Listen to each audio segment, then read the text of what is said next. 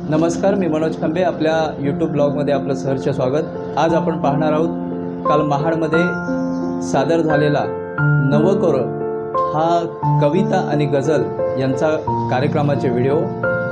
रोहित गोईलकर मित्रमंडळाने आयोजित केलेला हा कार्यक्रम आलोक तामणकर आणि अमय वर्तक निर्मित नवकोरं या कार्यक्रमाचं सादरीकरण प्रसिद्ध अभिनेत्री आणि प्रतिभावंत कवयित्री स्पृहा जोशी, कवी आदित्य राणे, संकेत म्हात्रे, प्रथमेश पाठक यांनी त्यांना साथ देत अतिशय सुंदररित्या हा कवितांचा कार्यक्रम काल सादर केला.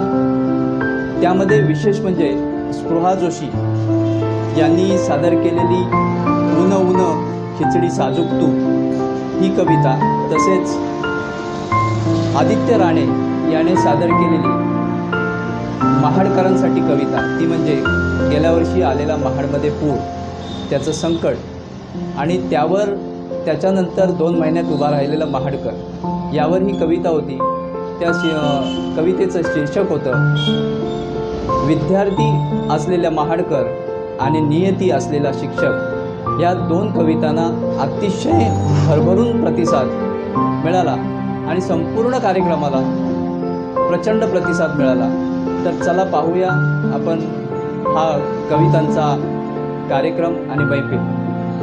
मित्र मिळून आम्ही लिहिलेल्या नवीन कविता रसिक प्रेक्षकांसमोर सादर करतो.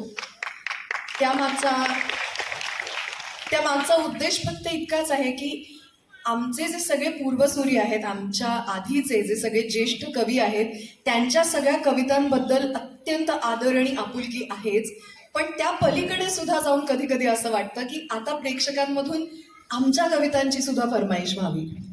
आम्ही जे नवं लिहितोय, आम्ही जो नवा विचार करतोय, तो सुद्धा या निमित्ताने प्रेक्षकांपर्यंत पोहोचावा. आणि हाच उद्देश होता. आम्ही चौघांनी मिळून ठरवलं की हा नवकोरं नावाचा कार्यक्रम तुमच्या सगळ्यांसाठी घेऊन यायचा. आदित्य दवणे, प्रथमेश पाठक, संकेत म्हात्रे आणि मी स्पृहा जोशी आम्ही मिळून आम्हाला सध्या जे वाटतंय आणि आम्ही ज्या पद्धतीचा विचार करतोय तो विचार आज या कवितांमधून तुमच्यासमोर मांडणार आहोत. आणि ज्या पद्धतीचा रिस्पॉन्स आज या कार्यक्रमाला तुम्ही दिलाय, त्यामुळे आम्हाला निश्चितपणे खात्री आहे की आम्हाला तुम्ही प्रचंड प्रोत्साहन द्याल, दाद द्याल. आरती प्रभूंच्या सुंदर ओळी आहेत, दाद द्या आणि शुद्ध व्हा. त्यामुळे असा दाद देणारा दर्दी प्रेक्षकच आज महाडमध्ये आम्हाला मिळेल याची आम्हाला खात्री आहे. आणि अत्यंत आनंदाची गोष्ट म्हणजे आतापर्यंत 4 प्रयोग आम्ही केलेले आहेत, पण हाऊसफुल झालेला आजचा आमचा पहिला प्रयोग आहे. आणि इतका देखणा कार्यक्रम आज इथे आयोजित केलाय, म्हणजे मी व्यासपीठावर आहे म्हणून मी म्हणत नाहीये, पण दृश्य स्वरूपातला इतका देखणा कार्यक्रम आज महाडमध्ये करायला मिळतोय याचा मनापासून आनंद आहे.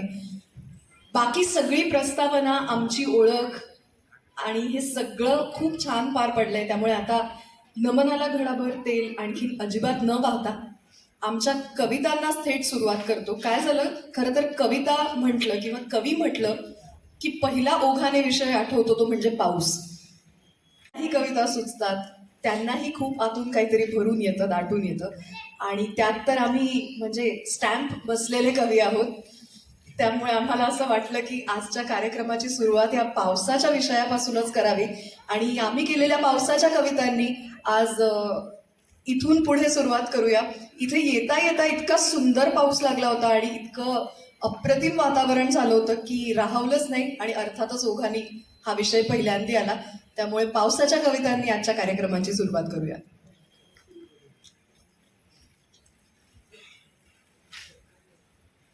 आदित्य, सगळ्यात आधी तुझी कविता. नमस्कार. छत्रपती महाराजांच्या भूमीत खरं तर आम्ही सगळे इथे आलोय. मी माझ्या पोस्टमध्ये लिहिलं होतं फेसबुकवरच्या की ज्या शहराला रायगडाचा पायथा होण्याचं भाग्य लाभलं त्या महाड शहरामध्ये, ज्या शहरामध्ये शिवथरगडसारखं ठिकाण आहे जिथे विचारबोध, दासबोध लिहिला गेला, जिथे चौदार क्रांती घडली, अशा महाडमध्ये येताना महाडकरांच्या आधी आमचं पावसाने स्वागत केलं. मला गणराज दादा म्हटले की 2-3 दिवस पूर्वी जरा पाऊस कमी होता किंबहुना नव्हताच, परंतु आज कोणाच ठाऊक प्रचंड पडतोय, कारण त्याला कळलं की महाडमध्ये नवखरं होतंय. त्यामुळे कवींच्या स्वागताला आणि कवितांच्या स्वागताला आपण सगळेजण आले आहात. आणि इतका सगळा सुंदर माहोल बघितल्यानंतर खरंच काहीतरी आतनं भरून येतं आणि काहीतरी सुचतं. आणि त्यात मग असा पाऊस आला की मग तुझे माझे नाते सांग या शीर्षकाची कविता लिहून होते, जी आपल्यासमोर मी प्रथम इथे ठेवतोय. शीर्षक आहे कवितेचं, तुझे माझे नाते सांग.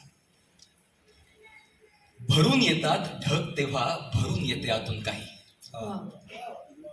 भरून येतात ढग तेव्हा भरून येते आतून काही, डोळे भरून पाणी होतात वाहू मात्र देत नाही. भरून येतात ढग तेव्हा भरून येते आतून काही, डोळे भरून पाणी होतात वाहू मात्र देत नाही. सगळ्या छातीत होते धुके, थंड थंड होते हवा. सगळ्या छातीत होते धुके, थंड थंड होते हवा. दिसत नाही भास होतो, हळूच अलगद येतो थवा. पक्षी होतात रानभर, शोधून देतात तसले फूल. इथे उपस्थित प्रत्येकाच्या आयुष्यात एक तसलं फूल असतं. पक्षी होतात रानभर, शोधून देतात तसलं फूल. पुन्हा पुन्हा झुरते मन आणि पुन्हा रानभूल. मग कवी असो किंवा नसो, आपण एक विनंती करतो पावसाला. ती विनंती काय? अरे पावसा येऊन जा, अरे पावसा येऊन जा, मोकळा तरी होशील तू. अरे पावसा येऊन जा, मोकळा तरी होशील तू. इतकं साठू नये ढगात, वीज किती गाशील तू. अरे पावसा येऊन जा, मोकळा तरी होशील तू. इतकं साठू नये ढगात, वीज किती गाशील तू. इतकं सगळं सांगून सुद्धा एक थेंब नाही वृष्टी. इतकं सगळं सांगून सुद्धा एक थेंब नाही वृष्टी. शब्दांच्या या पानावरती हळवी होऊन जाते सृष्टी. अशा वेळी आठवणींची कातर ओली होते रांग. अशा वेळी आठवणींची कातर ओली होते रांग. काळ्या गच्च आभाळाला महाडकर तुझे माझे नाते सांग. काळ्या गच्च आभाळाला तुझे माझे नाते सांग. निघून गेले आभाळ सारे, निघून गेले मेघ. निघून गेले आभाळ सारे, निघून गेले मेघ. ओल्या ओल्या मातीवरती ओली ओली रेघ. जरा आणखी हिरवी झाली झाडांची सावली. जरा आणखी हिरवी झाली झाडांची सावली. सुन्या सुन्याशा वाटांवरती फुले जरा हासली. तलावातले तरंग मिरवे शांत निळेसे पाणी. तलावातले तरंग मिरवे शांत निळेसे पाणी. चिमणी डोले थाटामध्ये जणू रानाची राणी. आणि अशाच वेळी सांजेचेही हृदय भरून येते. अशाच वेळी सांजेचेही हृदय भरून येते. लुकलुकणारी एक चांदणी गाणे गाऊन जाते. आणि शेवटच्या ओळीत स्वप्ने सारी जिवंत होती, सुरात निर्मळ भाव. स्वप्ने सारी जिवंत होती, सुरात निर्मळ भाव. जादू घडते जिवंत होतो दगडामधला देव. जादू घडते जिवंत होतो दगडामधला देव. असे फक्त रम्य, पहिला पाऊस असे फक्त रम्य, बाकीचे अगम्य चिखलात. ऐकून फिर्याद इंद्र ही सुसाट. आपण वर्षभर तेच करतो ना. ऐकून फिर्याद इंद्र ही सुसाट, टीव्ही सॅटेलाइट बोंबलले. पावसाने आज लावली हजेरी, पावसाने आज लावली हजेरी. सारे कर्मचारी पळत आहे. पाऊस शिरला फाईलच्या आत, पाऊस शिरला फाईलच्या आत. साहेब जोरात शिव्या देईल. मीटिंग ही मग सुरू होई लेट. मीटिंग ही मग सुरू होई लेट, भिजून या थेट केबिन मध्ये.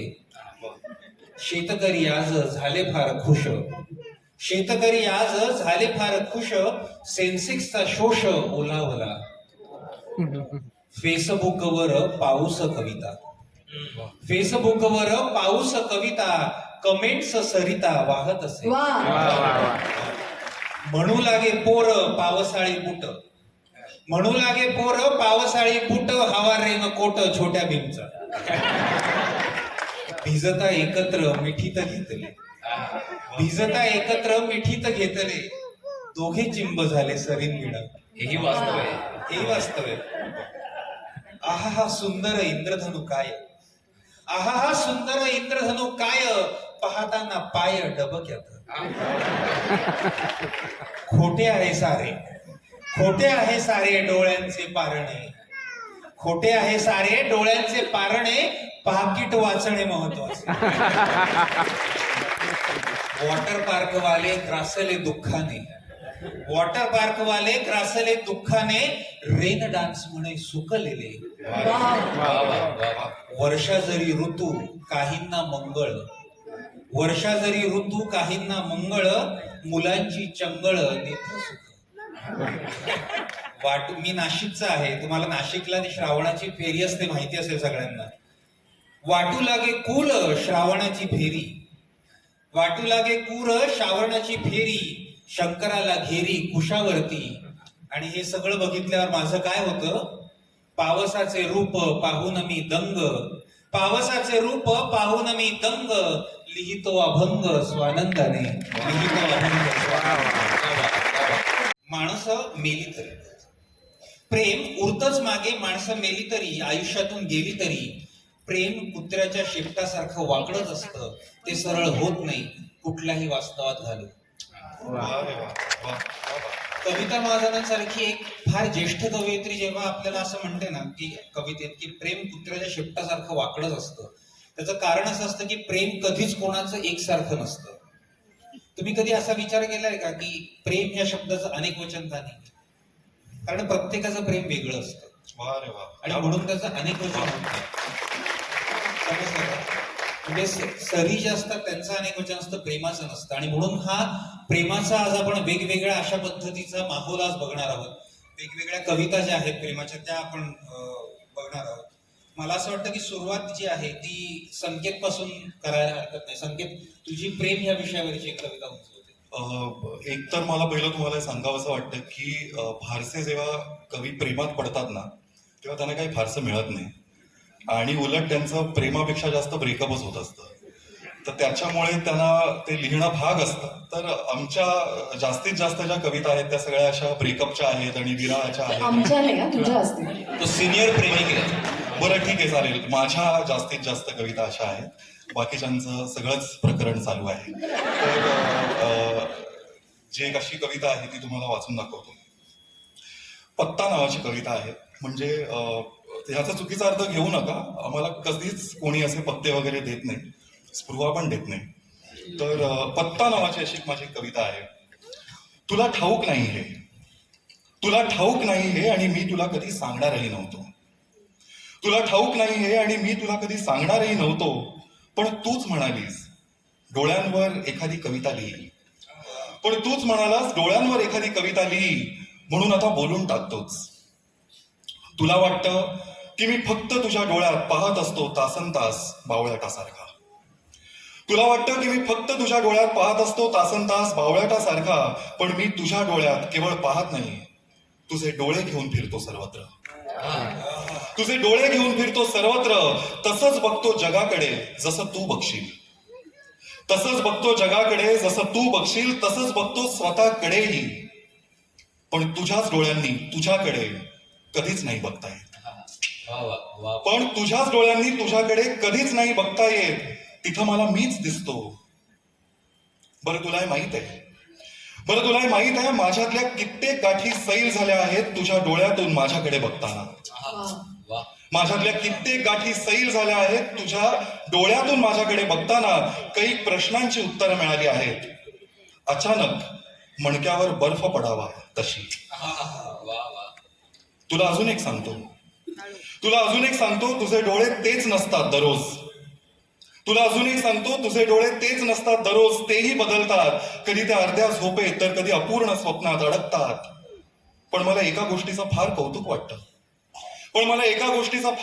वाटतं, तुझ्या फसव्या मृगजळात तू तरीही माझ्या हक्काचं माझं घर बनवून ठेवलंयस. तुझ्या फसव्या मृगजळात तू तरीही माझ्या हक्काचं माझं घर बनवून ठेवलं आहेस. फक्त तुझ्यासाठी. म्हणून लोक आपल्या घराचा एकच पत्ता सांगतात. मी दोन सांगतो. रोहितजी, तुमच्या करता 16 वर्ष सरली की अंगात फुलं फुलू लागतात, जागेपणी स्वप्नांचे झोपाळे झुलू लागतात. आठवतं ना तुमची आमची 16 जेव्हा सरली होती, होडी सगळी पाण्यानं भरली होती. होडी सकट बुडता बुडता वाचलो होतो. हो, असं होतं प्रेमात. पण परत घेतो मी. 16 वर्ष सरली की अंगात फुलं फुलू लागतात, जागेपणी स्वप्नांचे झोपाळे झुलू लागतात. आठवतं ना तुमची आमची 16 जेव्हा सरली होती, होडी सगळी पाण्याने भरली होती. बुडलो असतो तरी सुद्धा चाललं असतं, प्रेमानेच अलगदवर काढलं असतं. कारण प्रेम म्हणजे प्रेम असतं. तुमचं आणि आमचं अगदी सेम असतं. तुझ्या गुलाबी ओठांवरती ऊन कवड सापडतो, तिथेच माझा जीव बिचारा जडतो अन धडपडतो. तुझ्या गुलाबी ओठांवरती ऊन कवड सापडतो, तिथेच माझा जीव बिचारा जडतो अन धडपडतो. खळीत बुडवून मारा याचा तुझा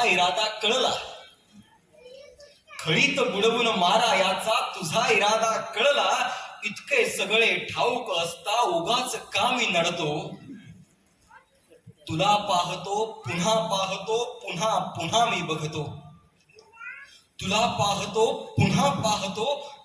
पुन्हा मी बघतो. नाही उमजत माझ्या आतून एक अजंठा घडतो.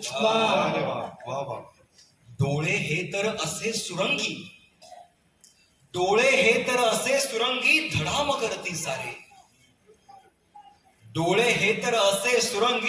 करती सारे. शूरवीर मी जरी वाटलो, तू बघता गडबडतो.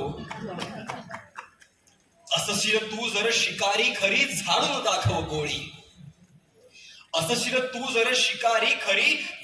दाखव गोळी. इथे पहाना स्वतःहून मी किती वेळ फडफडतो. इतकी झाली सवय मला प्रेमाने बोलायाची. हा शेर महत्वाचा आहे. इतकी झाली सवय मला प्रेमाने बोलायाची. फादरच्या शेजारी झोपून प्रेमाने बडबडतो. एक ओळ तू होऊन जाना माझ्या कवितेमधली.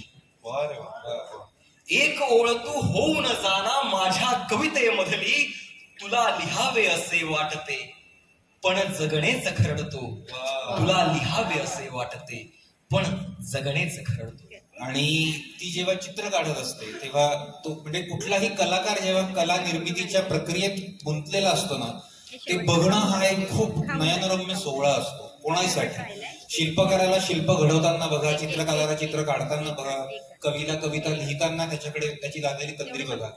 ते जे तंद्री लागलेलं स्वरूप असतं ना, ते खूप सुंदर असतं. आणि ती अशी चित्र काढत असताना मी तिच्याकडे बघितलं आणि तेव्हा ही स्फुरलेली कविता आहे. कवितेचं शीर्षक आहे तू चित्र काढत असतेस तेव्हा मला भावसं वाटतं ते एक कारण, ज्यामुळे तू नाकारतेस लाखो रंग आणि स्वीकारते तो एक रंग. तू चित्र काढत असतेस तेव्हा मला भावसं वाटतं ते एक कारण, ज्यामुळे तू नाकारतेस लाखो रंग आणि स्वीकारतेस तो एक रंग. त्या रंगाची अपरिहार्यता, त्याची तुलना मला माझ्याशी करावीशी वाटते. तू चित्र काढत असतेस तेव्हा मी गुरफटून असतो तुझ्या अवतीभोवती. तू चित्रात तद्रूप असताना कलर पॅलेटवरचे जुने वाळलेले रंग तेव्हा भासू लागतात माझ्यासारखे. कलर पॅलेटवरचे जुने वाळलेले रंग तेव्हा भासू लागतात माझ्यासारखे. मी जुने मित्र भेटल्यागत त्यांच्याशी एकरूप होऊ लागतो. तू चित्र काढत असतेस तेव्हा मला नसते करायची लुडबुड. मला द्यायचा असतो फक्त हलका आधार, पॅड सारखा किंवा इझल सारखा, ज्याने खरं तर अडणार पण नाही आणि दुर्लक्षितही ठेवता येणार नाही. तू चित्र काढत असतेस तेव्हा मला निमुळत होऊन जमा व्हावं वाटतं ब्रशच्या टोकावर. तू चित्र काढत असतेस तेव्हा मला निमुळत होऊन जमा व्हावंसं वाटतं ब्रशच्या टोकावर, जिथून उत्स्फूर्त बाहेर पडावा अगदी तुझ्या मनातला स्ट्रोक. तू चित्र काढत असतेस तेव्हा मला ते चित्र व्हावं नाही वाटत. तू चित्र काढत असतेस तेव्हा मला ते चित्र व्हावं नाही वाटत. मला वाटतं मी व्हावं तो प्रत्येक क्षण, तो प्रत्येक रंग, तो प्रत्येक स्ट्रोक, तो प्रत्येक विचार, तो प्रत्येक सांधलेला श्वास. पण तुझ्या चित्रात मी नको. तुझ्या चित्रात मी नको. मी असावं फक्त चित्र पूर्ण झाल्यावर तुझ्या सहीच्या शेवटच्या ठिपक्यात तुझ्या चित्राचा भाग बनून स्वतःच स्वतःला दाद देणारा, स्वतःच स्वतःला दाद. तर आपल्या सगळ्यांसाठीच प्रेम ही एक अशी गोष्ट आहे ज्याशिवाय आपलं आयुष्य पूर्णच होत नाही. आणि प्रेमाला फार भव्य दिव्य असं स्वरूप सुद्धा कायम दिलं जातं. पण खरं सांगायचं ना तर प्रेम ह्या छोट्या छोट्या क्षणांमध्ये असतं. प्रथमेश जसं म्हणाला त्या क्षणात असतं, त्या शेवटच्या ठिपक्यात असतं. सो मी जी कविता ऐकवणार आहे ती त्या एका क्षणाची कविता आहे. एका प्रियकर आणि एका प्रेयसी मधल्या त्या एका क्षणाची ही कविता आहे. तू आणि मी एकत्र एकमेकांच्या मिठीत असताना, तू आणि मी एकत्र एकमेकांच्या मिठीत असताना, घट्ट घट्ट बिलगून उगाच गालातल्या गालात हसताना, माझ्या लक्षात येतं की मी खूप वेळ एकटक तुझ्याकडेच बघत बसले. माझ्या लक्षात येतं की मी खूप वेळ एकटक तुझ्याकडेच बघत बसलीये, गालावरच्या खळीमध्ये कधीची रमून गेलीये. मला एकदाच तुला बघून खरं तर नजर झटकन घ्यायची होती काढून. मला एकदाच तुला बघून खरं तर नजर झटकन घ्यायची होती काढून, पण कळलंच नाही जीव माझा कसा राहिला इतका अडकून. पण कळलंच नाही जीव माझा कसा राहिला इतका अडकून. एक क्षण जादूचा आपल्यामध्ये तयार होतो. एक क्षण जादूचा आपल्यामध्ये तयार होतो. हात गुंफले जातात आणि क्षण दार घेऊन जातो. पण तेवढ्यात बिनसतं काहीतरी माझे डोळेच भरून येतात. तेवढ्यात बिनसतं काहीतरी माझे डोळेच भरून येतात. धपापून हृदय मग श्वास आणखी गरम होतात. आकाश पाळण्यात बसल्यासारखं घाबरं घुबरं होतं मन. आकाश पाळण्यात बसल्यासारखं घाबरं घुबरं होतं मन. उडी मारून धरू पाहतं जादू भरला तो एक क्षण. काहीच नसणार यातलं कायम, कुणीतरी निघून जाणार. त्या एका क्षणात किती गोष्टी मनात येऊन जातात ना. काहीच नसणार यातलं कायम, कुणीतरी निघून जाणार. जादूचा तो एक क्षण कळण्याआधीच सरून जाणार. भीती वाटते आत्ता लगेच संपणार आहे हे सारं. भीती वाटते आत्ता लगेच संपणार आहे हे सारं. डोळ्यामधलं पाणी मग होत जातं आणखी खारं. खूप दुखतं खुपतं आत मी विचारात विझत जाते. खूप दुखतं खुपतं आत मी विचारात विझत जाते. मघाची घट्ट मिठी मग सैल सैल होत जाते. तू वाचतोस सगळं काही माझ्या विझल्या चेहऱ्यावरून. तू वाचतोस सगळं काही माझ्या विझल्या चेहऱ्यावरून. समजावत राहतो शांतपणे फक्त आत्ताचा धागा पकडून. असे लाखो धागे तू अलगद माझ्या भोवती विणतोस. असे लाखो धागे तू अलगद माझ्या भोवती विणतोस. माझ्या भोवती उबदार काही हळुवारपणे लपेटून देतोस. पुन्हा तुझ्या छातीवर मग विसावतं माझं डोकं. पुन्हा तुझ्या छातीवर मग विसावतं माझं डोकं. कापसाच्या म्हातारेगत होत जातं मन हलकं. पुन्हा तुझ्या छातीवर मग विसावतं माझं डोकं. कापसाच्या म्हातारेगत होत जातं मन हलकं. तुझा स्पर्श तुझा गंध पुन्हा मिठी घट्ट होते. तुझा स्पर्श तुझा गंध पुन्हा मिठी घट्ट होते, उन्ह उतरतात हलके आणि पुन्हा सांज रंगीत होते, उन्ह उतरतात हलके आणि पुन्हा सांज रंगीत होते. नाही दिसते आणि प्रथमेशला रोगराई दिसते. पण तरी आमच्यामधलं एक हे वास्तवच आहे आणि तरी त्याच्या कविता अत्यंत अशा उत्कट अशा आहेत. मी यानंतर माझी जी कविता ऐकवणार आहे, खरं तर कामाच्या निमित्ताने खूप प्रवास करायला मिळतो, खूप ठिकाणी वेगवेगळ्या जायला मिळतं, वेगवेगळी माणसं भेटतात, त्यांना अनुभवता येतं, त्यांच्याशी गप्पा मारता येतात. हा माझ्या कामाचा एक खूप मोठा त्यातला आनंद आहे.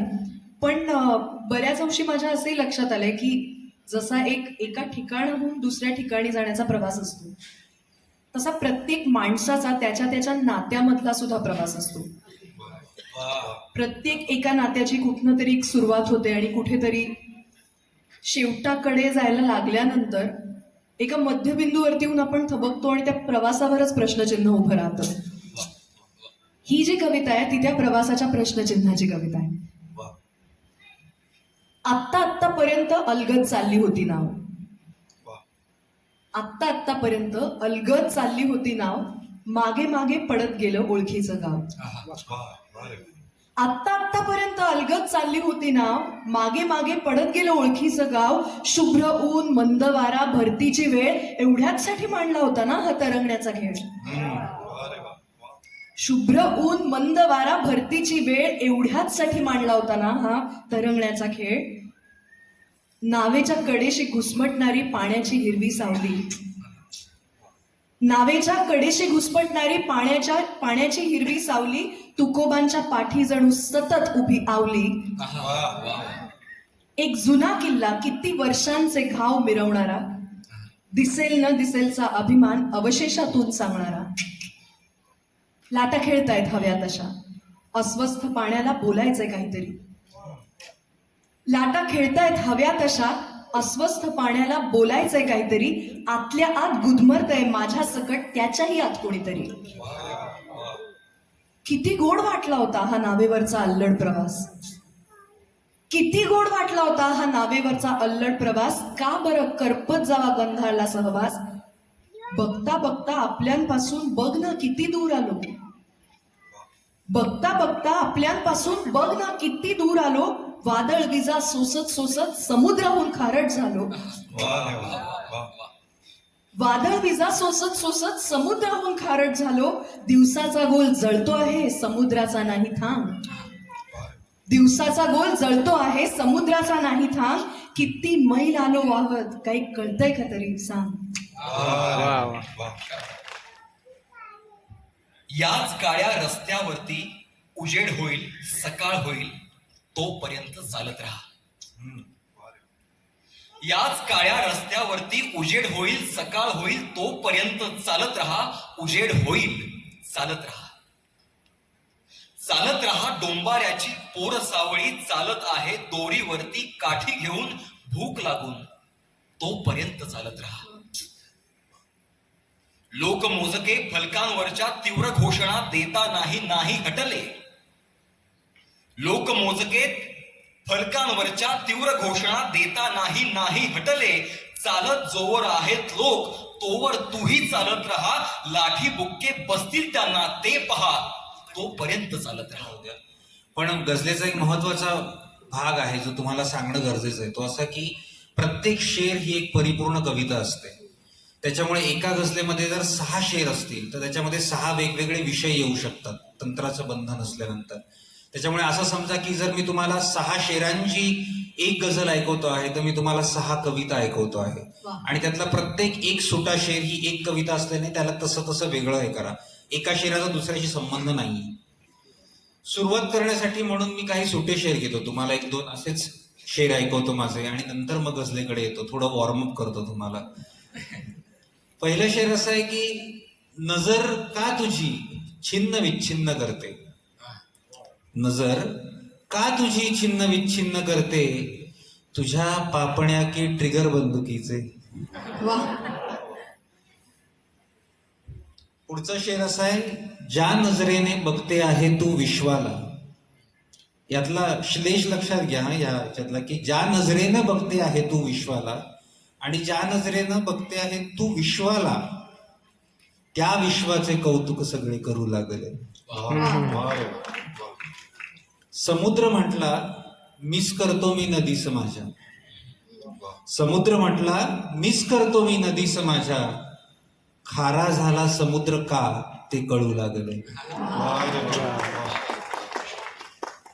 इथे बऱ्याच गृहिणी आहेत किंवा ज्यांनी किचनमध्ये थोडंफार काम केलेलं आहे, कधी मोदक किंवा तळणीचे पदार्थ केले असतील तर तुम्हाला माहिती असेल की सारण असतं सगळंच ना. Very good. मला इथे ओव्हरऑलच खूपच खवय्ये आले ते कळते. हो, मगाशी पावसासोबत एक भजीच काय आठवली पहिली. प्रेमाच्या आधी भजी आठवली म्हणजे कौतुक आहे. फारच खरंय, खरंय. जो भजे हरिको सदा असं म्हटलेलं आहे.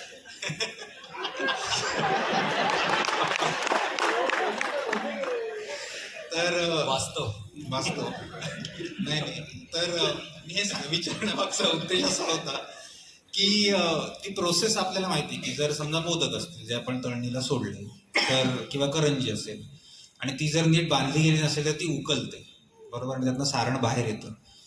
तर आता हाच विचार जेव्हा एका कवीच्या डोक्यात येतो तो घरात स्वयंपाक कोण करतंय? नाही, मी नाही करत. आमच्या घरी खूप चांगलं जेवायला मिळतं, कधी या मी स्वयंपाक करत नाही. मी अनुभवलंय. हो.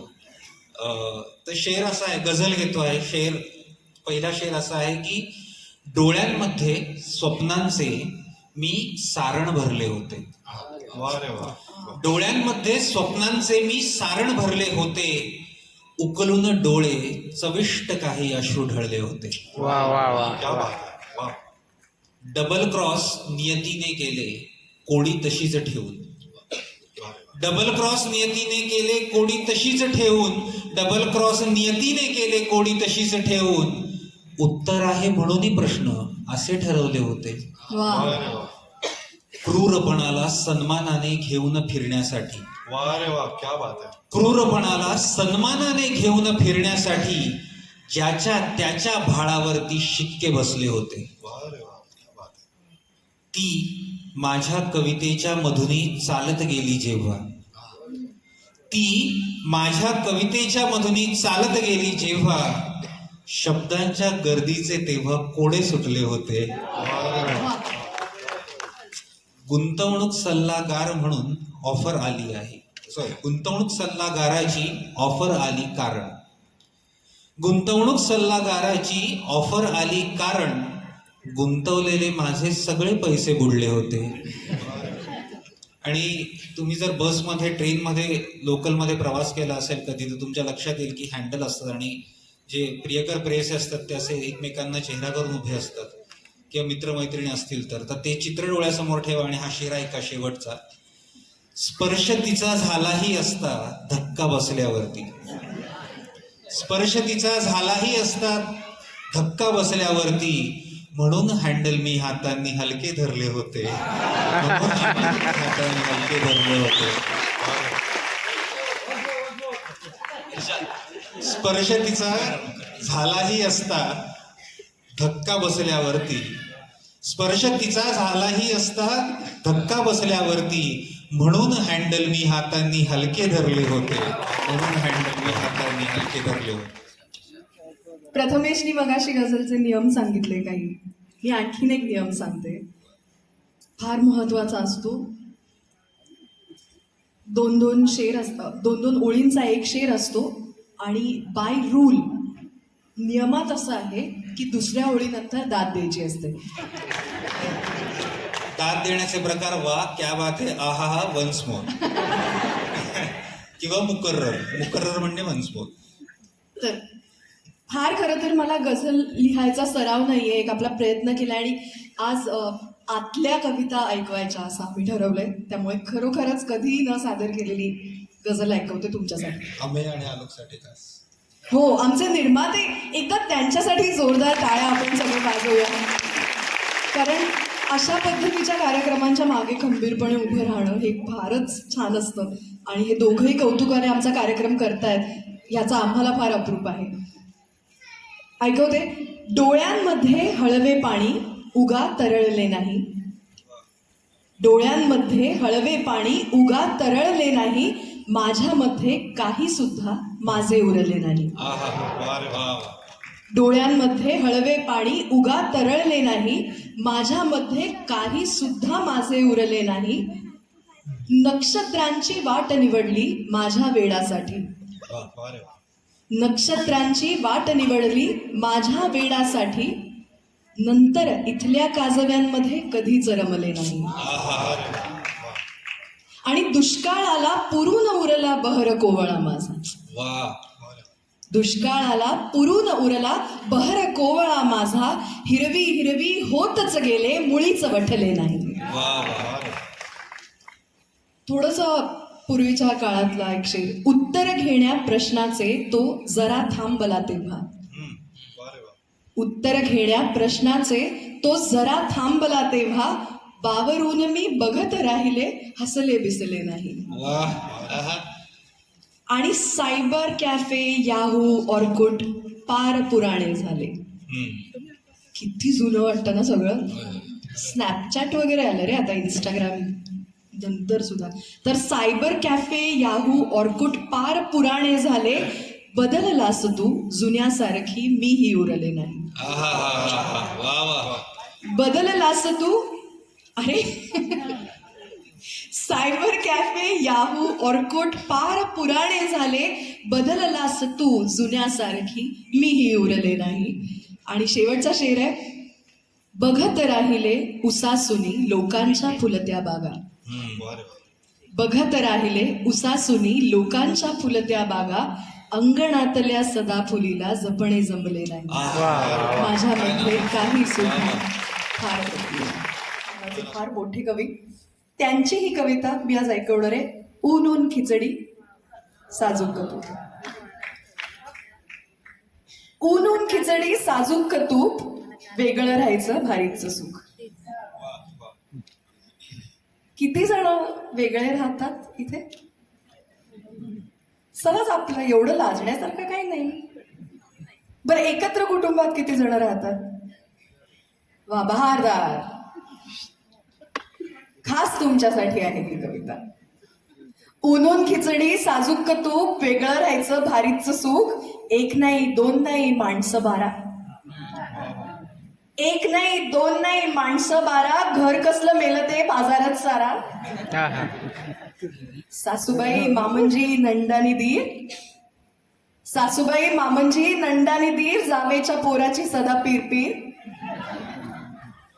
पाहुणे रावणे सण निवार, रांधा वाडा जीव बेजार. 10 मध्ये दिलं ही बाबांची चूक. 10 मध्ये दिलं ही बाबांची चूक, वेगळं राहायचं भारीचं सुख. सगळ्यांना वाटतं माझं घर प्रेमळ. सगळ्यांना वाटतं माझं घर प्रेमळ, पण प्रेमळ प्रेमळ म्हटलं तरी सासू ती सासू. काय प्रेमळ प्रेमळ म्हटलं तरी सासू ती सासू, आणि एवढासा झाला तरी विंचू तो. चिमुकली नणंदबाई चुगलीत हलकी.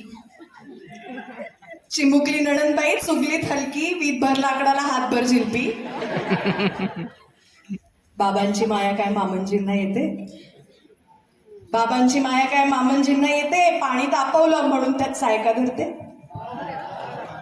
बहिणन जाऊयात अंतरच खूप, बहिणन जाऊयात अंतरच खूप, वेगळं व्हायचं भारीचं सुख. दोघांचा संसार सदा दिवाळी दसरा.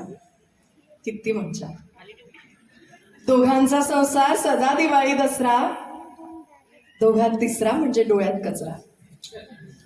दोघांनी राहायचं, छान छान लिहायचं, गुलुगुलू बोलायचं आणि दूर दूर फिरायचं. आठवड्याला सिनेमा आणि महिन्याला साडी, फिटतील साऱ्या बाई आवडी निवडी. दोघांचा असा स्वयंपाकच काय, दोघांचा असा स्वयंपाकच काय, पापड मेतकुटन दह्याची साय, त्यावर लोणकड साजूक तूप, वेगळं राहायचं भारीचं सुख. रडले पडले नि अबोला धरला. मोठं प्लॅनिंग करायला लागतं, सोपं नाही. रडले पडले नि अबोला धरला, तेव्हा कुठं वेगळा संसार मांडला. रडले पडले नि अबोला धरला, तेव्हा कुठं वेगळा संसार मांडला. पण मेलं यांचं काही कळतच नाही, पण मेलं यांचं काही कळतच नाही. महिन्याचा पगार कसा पुरतच नाही. साखर आहे तर चहा नाही, तांदूळ आहेत तर गहू नाही. साखर आहे तर चहा नाही, तांदूळ आहे तर गहू नाही. यांच्याही वागण्याची तऱ्हाच नवी. घोटभर पाणी द्यायला पण बायकोच हवी. बाळ रडलं तर ते खपायचं नाही, बाळ रडलं तर ते खपायचं नाही. मिनिटभर कसं त्याला घ्यायचंही नाही. स्वयंपाक करायचा मीच, स्वयंपाक करायचा मीच. बाळ रडलं तरी घ्यायचं मीच. भांडी घासायची मीच आणि यांची मर्जी पण राखायची. जीवाच्या पलीकडे काम झाले खूप, वेगळं राहायचं कळायला लागले सुख. सासूबाई रागवायच्या पण बऱ्याच होत्या.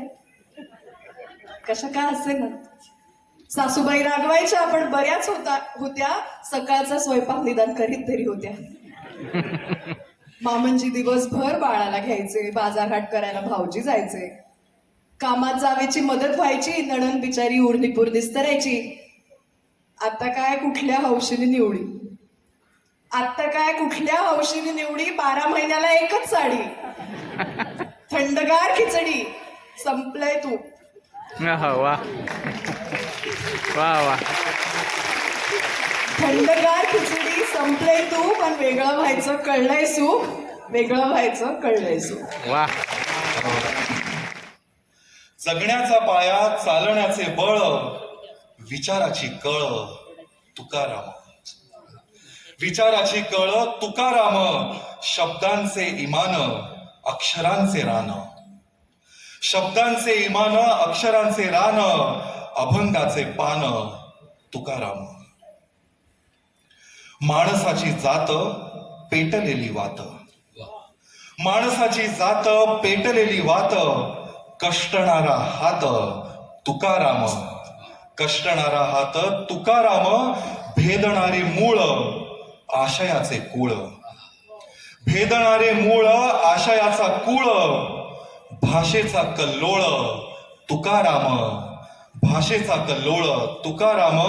पुन्हा उगवतो, खोल पसरतो. पुन्हा उगवतो, खोल पसरतो. सांगून उरतो तुकाराम. सांगून उरतो तुकाराम. कविता वाचल्यानंतर आपलं जगण्याकडे बघण्याचा एक दृष्टिकोन बदलतो आणि कविता किंवा साहित्य ते खूप मोठ्या प्रमाणात करत असतं असं मला वाटतं. या कार्यक्रमातून, नवगोरं सारख्या कार्यक्रमातून आम्ही आमच्या कवितांमधून तुम्हाला जगण्याचा काही दृष्टिकोन देऊ शकलो, बघण्याचा एक आनंद देऊ शकलो, तर माझ्या मते हा कार्यक्रमाचं खूप मोठं फलित असेल असं मला वाटतं. आणि ह्याच जगण्याकडे बघण्याचा आपला दृष्टिकोन कसा असला पाहिजे हे सांगणारी एक कविता मी सादर करतोय. कवी आहेत किशोर पाठक. शीर्षक आहे आपण कसे असायचे असते. आपण कसे असायचे असते, आपण कसे हसायचे असते. आपण कसे असायचे असते, आपण कसे हसायचे असते. पानावरल्या थेंबासारखे हळूच पुसून जायचे असते. आपण कसे असायचे असते, आपण कसे हसायचे असते. पानावरल्या थेंबासारखे हळूच पुसून जायचे असते.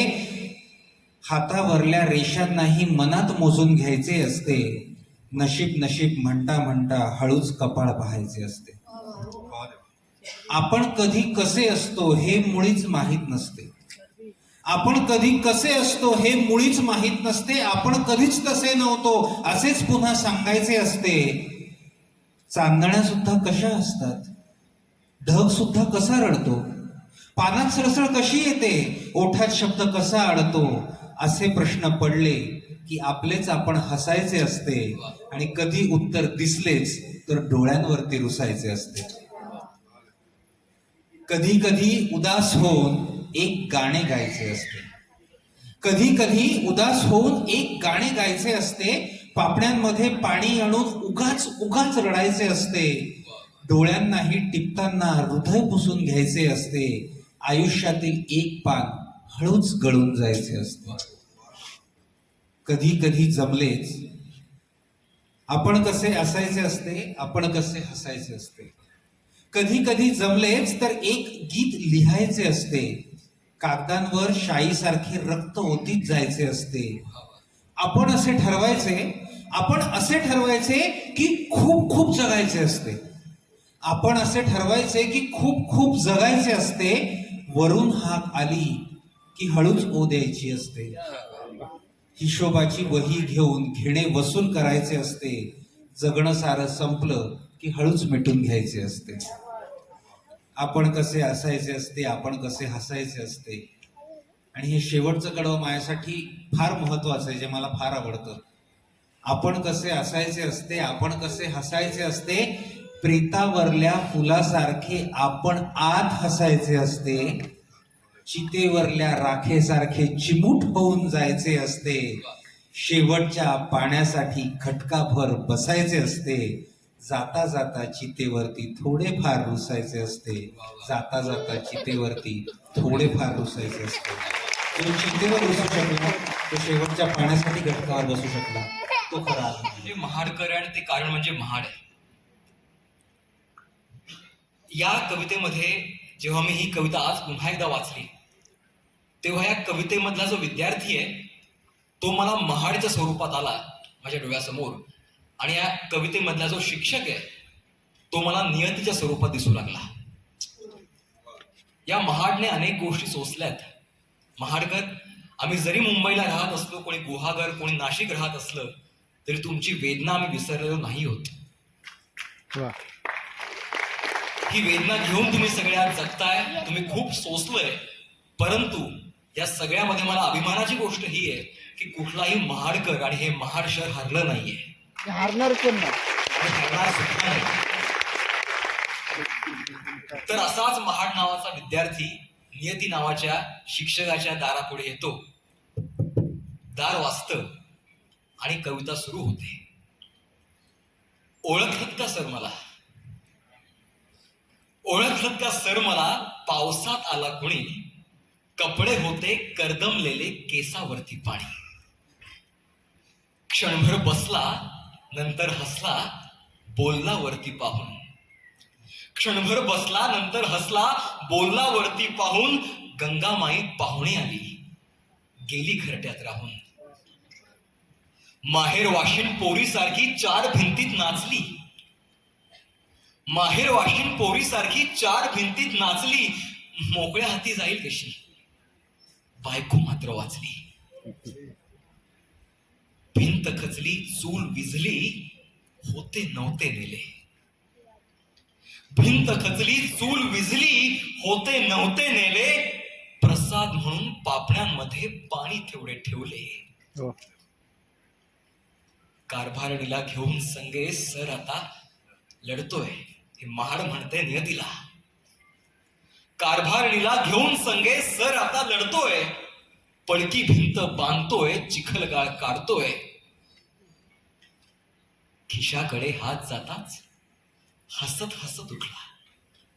तो महाडकर आहे, तो अभिमानी आहे, तो स्वाभिमानी आहे. खिशाकडे हात जाताच हसत हसत उठला. पैसे नकोच सर, जरा एकटेपणा वाटला.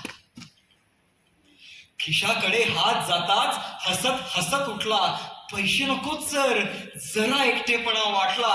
मोडून पडला संसार तरी मोडला नाही कणा. मोडून पडला संसार तरी मोडला नाही कणा. पाठीवरती हात ठेवून फक्त लढ म्हणा. पाठीवरती हात ठेवून फक्त लढ म्हणा. लढ म्हणा. सुसून दाद देत आहे. मी खरं सांगते, या इतका आनंद दुसरा कुठलाही नाही.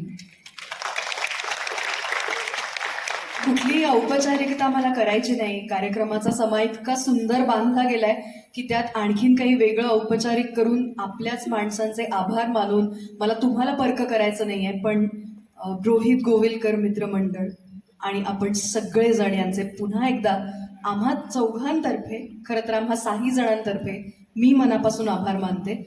कारण ते करणं गरजेचं आहे. तुमच्या ऋणात आम्हाला राहायला आवडेल. आणि आपण पुन्हा एक कार्यक्रम करूया आणि पुन्हा अशाच कविता आम्हाला तुम्हाला ऐकवायला आवडतील. नवीन कविता. मगासपासून कवितांवरच्या कविता आम्ही सादर करतोय आणि कुठेतरी त्यात एक खंत आहे की आम्ही कवी म्हणून जे असतो त्याची कधी कधी योग्य ती बूज ठेवली जात नाही.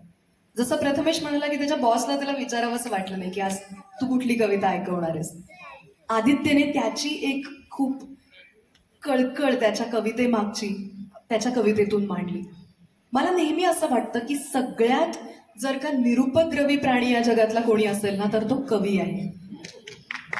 कारण तो त्याचा राग किंवा त्याची खंत, त्याचा आक्रोश हा फक्त शब्दातून व्यक्त करतो आणि थांबतो. आणि तो तितकाच खरं तर पॉवरफुल सुद्धा असायला हवा, कारण त्याचे शब्द हीच त्याची तलवार असते, त्याची सगळी शस्त्र असतात. पण कधी कधी बऱ्याचदा बघायला मिळतं की कवी म्हटलं की पहिल्यांदी जसं आदित्य म्हणला की एक बारीक हसूच येतो तोंडात लोकांच्या गालामध्ये.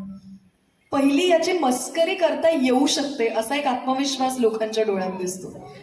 आणि खरं तर का देती पण एक दान द्या आणि शुद्ध व्हा. शहरातून वा. तर ही जी कवींची आमच्या सगळी खंत आहे ती मला कुठेतरी जास्त बघायला मिळते ती माझ्या क्षेत्रात जिथं मी काम करते. अभिनय क्षेत्रात काम करत असताना ही मुलगी कविता करते ह्याची मस्करी बऱ्याचदा केली जाते. तर त्या सगळ्यांसाठी लिहिलेली ही कविता आहे. माझी कविता मी कशासाठी लिहिते हे माझ्या पुरतं शोधलेलं उत्तर आज मी तुम्हाला सगळ्यांना सांगते. ऐका ना, ऐका ना, मला तुम्हाला ही गोष्ट सांगायची कधीपासून. ऐका ना, मला तुम्हाला ही गोष्ट सांगायची कधीपासून, तुम्हाला परस्पर कळण्याआधीच बाहेरून दुसऱ्या कुणाकडून. तुम्ही हसाल कदाचित, म्हणाल बिच्चारी हिला मदतीची गरज आहे. तुम्ही हसाल कदाचित, म्हणाल बिच्चारी हिला मदतीची गरज आहे, बहुधा असल्या वेळामध्येच हिच्या कवितांची उपज आहे. तर मला तुम्हाला हीच गोष्ट सांगायची कधीपासून की ऍक्च्युली म्हणूनच मी कविता करते. तर मला तुम्हाला हीच गोष्ट सांगायची कधीपासून की ऍक्च्युली म्हणूनच मी कविता करते. असंच ऐकली नसते तुम्ही तक्रार, म्हणून तिचं गाणं करते. आता ते म्हणतायत मनाने नाही डोक्यानेच विचार करायचा. आता ते म्हणतायत मनाने नाही डोक्यानेच विचार करायचा. भीती वाटते ऐकलं नाही तर कोणीतरी पटकन गळाच धरायचा. मला खरंच तुमच्यातलं एक व्हायचं आहे. मला खरंच तुमच्यातलं एक व्हायचं आहे, पण विचार गहाण टाकायचा म्हणजे फार मोठा खर्च आहे. तर मला तुम्हाला हीच गोष्ट सांगायची कधीपासून, पण तुम्ही ती ऐकल्यासारखं कराल, नुसत्याच माना डोलवाल. मी गुपित म्हणून सांगेन, तुम्ही बातमी करून मोकळे व्हाल. तुम्ही ती ऐकल्यासारखं कराल, नुसत्याच माना डोलवाल. मी गुपित म्हणून सांगेन, तुम्ही बातमी करून मोकळे व्हाल. हरकत नाही तसंही करायला, फक्त आत्ता ज्याला हो म्हणताय ते नंतरही लक्षात ठेवा. हरकत नाही तसंही करायला, फक्त आत्ता ज्याला हो म्हणताय ते नंतरही लक्षात ठेवा. मागाहून माझ्यावर हसाल तेव्हा थोडा विवेक शाबूत ठेवा. डोंट वरी, म्हणजे तसं काही प्रेशर नाही तुमच्यावर. डोंट वरी म्हणजे तसं काही प्रेशर नाही तुमच्यावर. निर्णय माझा आहे त्यामुळे खापर आहेच माझ्यावर. असो आता काय करायचं, अपेक्षा होतात कधी कधी फोल. असो आता काय करायचं, अपेक्षा होतात कधी कधी फोल. कविता लिहिणाऱ्यांचं नाहीच कळत या जन्मात कोणाला मोल. गेल्यावर ते महान वगैरे होतात, कविता होते कालातीत.